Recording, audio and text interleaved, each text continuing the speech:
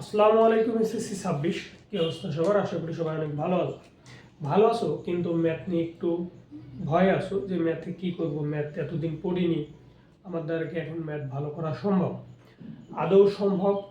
তোমরা যদি একটু নিজেদেরকে পরিশ্রমের মধ্যে নিয়ে আসো, ম্যাথে ভালো করো। দেখো, আমরা যদি দেখি আমাদের সংক্ষিপ্ত সিলেবাসে, অঙ্কের সংক্ষিপ্ত সিলেবাসে মোট 8টা অধ্যায় আছে এবং এর মধ্যে সেট অধ্যায়টা আছে। সেট অধ্যায়টা খুবই সহজ, আমরা আজকে সেট অধ্যায়টা করব। তোমরা যদি কেউ সেট কোনোদিন নাও করে থাকো, আমার মনে হয় তাও আজকে যদি করো ইনশাল্লাহ বুঝবে। চলো আমরা কথা না বাড়িয়ে শুরু করি। সেট ও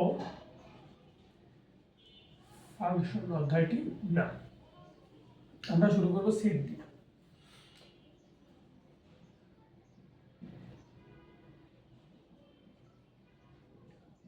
সেট কি? আমরা সচরাচর শুনি dinner set, glass set, mug set, jug set ইত্যাদি সেট শুনি না। গণিতের ভাষায় কি আসলে সেট এটা?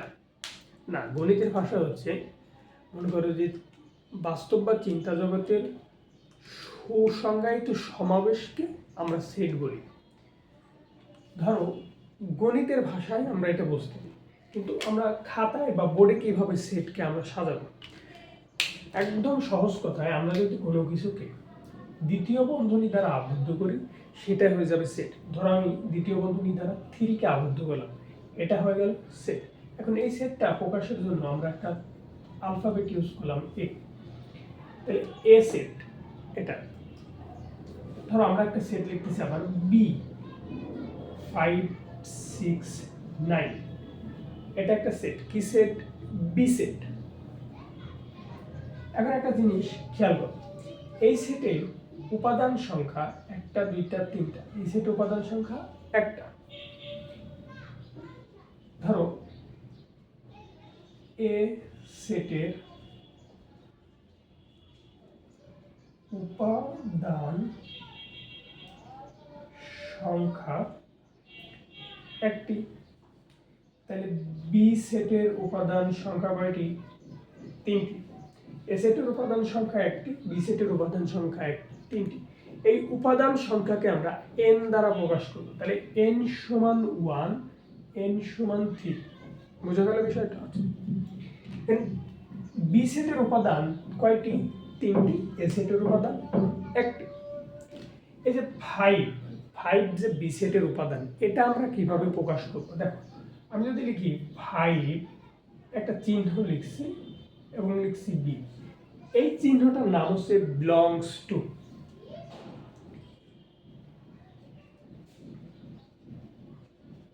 বিলংস টু, এই চিহ্নটার নাম কি?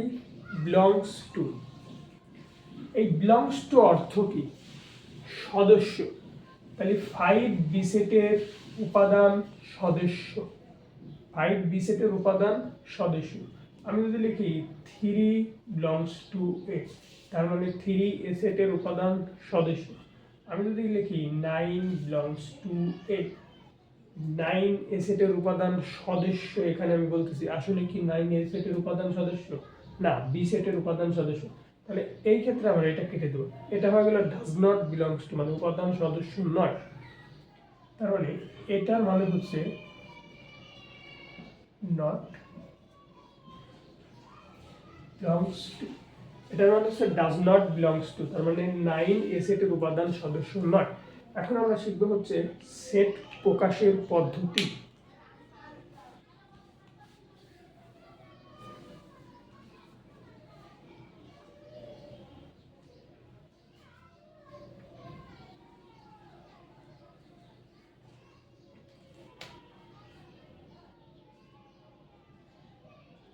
সেট প্রকাশের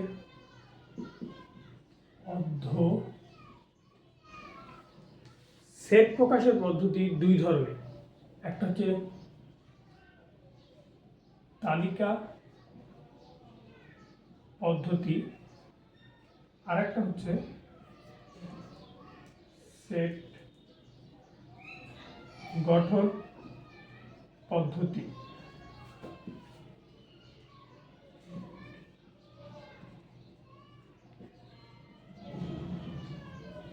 সেট বিল্ডার মেথড, আর এটার ইংরেজি একটা নাম আছে, সেটা হচ্ছে রুস্টার মেথড, আরেকটা নাম আছে ট্যাবুলার।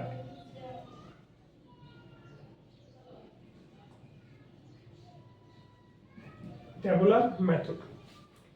তালিকা পদ্ধতিটা কি? যেই পদ্ধতিতে সেটের উপাদান সংখ্যা সমূহ সুনির্দিষ্টভাবে উল্লেখ করে দ্বিতীয় বন্ধনী দ্বারা আবদ্ধ করা থাকে তাকে তালিকা পদ্ধতি বলে। ধরো আমি লিখলাম a = 1 2 3 4। এখানে উপাদান সংখ্যা সুনির্দিষ্টভাবে উল্লেখ করে দ্বিতীয় বন্ধনী দ্বারা আবদ্ধ করা আছে, এটা হচ্ছে তালিকা পদ্ধতি।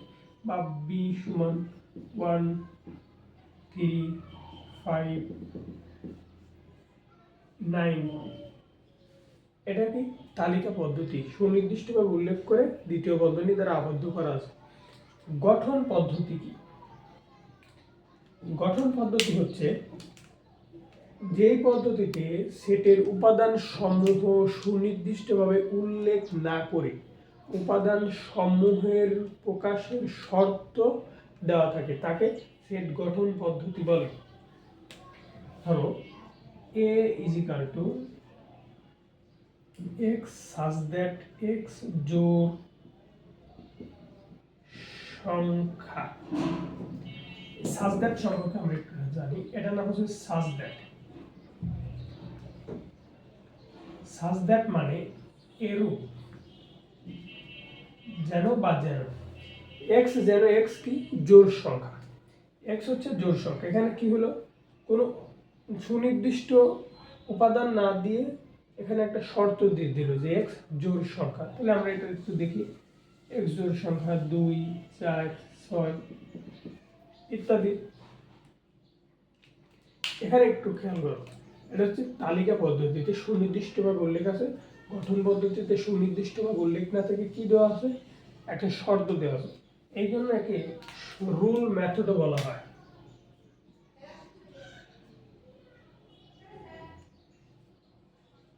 মেথড বোঝা গেল বিষয়টা? একটা তালিকা পদ্ধতি, একটা হচ্ছে সেট গঠন পদ্ধতি। গঠন পদ্ধতিটা একটা কি, শর্ত দেওয়া থাকার জন্য আমরা বলতেছি রুল মেথড পদ্ধতি, আর এটাতে রোস্টার মেথড, আর হচ্ছে ট্যাবুলার মেথড।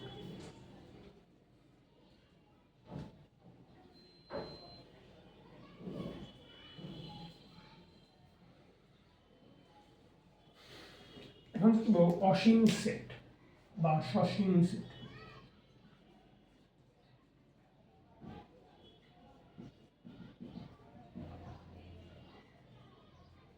ফিনিটি সেট বা সসীম সেট, যে সেটের উপাদান সংখ্যা গণনা করে নির্ধারণ করা যায় তাকে ফিনিটি বা সসীম সেট বলে।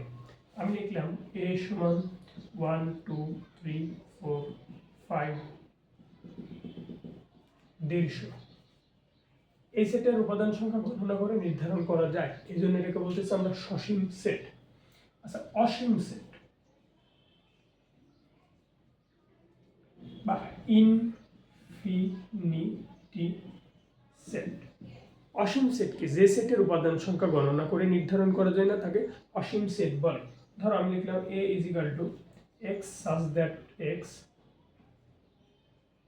স্বাভাবিক জোড় সংখ্যা। এটা যদি আমরা একটু করি, স্বাভাবিক জোড় সংখ্যা 2 4 6, 2 লক্ষ কি জোড় সংখ্যা নয়?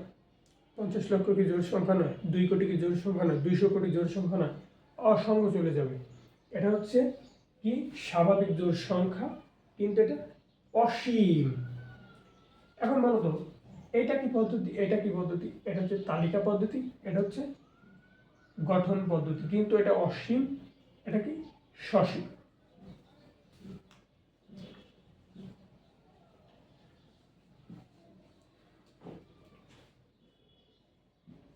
ফাঁকা সেট, টি সেট।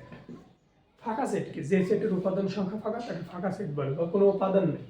তাহলে লিখলাম a = কোনো উপাদান আছে না, এটার পরিবর্তে আমরা এটাও ইউজ করতে পারি, তার মানে এটাও ফাঁকা সেট, এটাও ফাঁকা সেট। যে সেটের কোনো উপাদান সংখ্যা নাই তাকে ফাঁকা সেট বলে। উপসেট,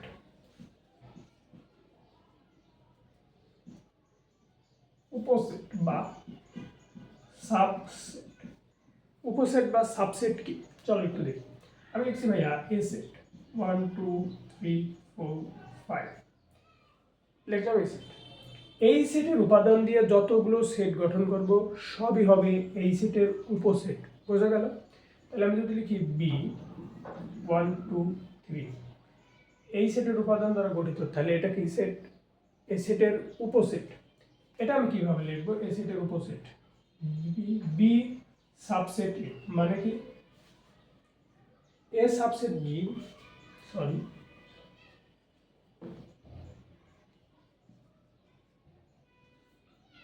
এ বি সেটের উপসেট।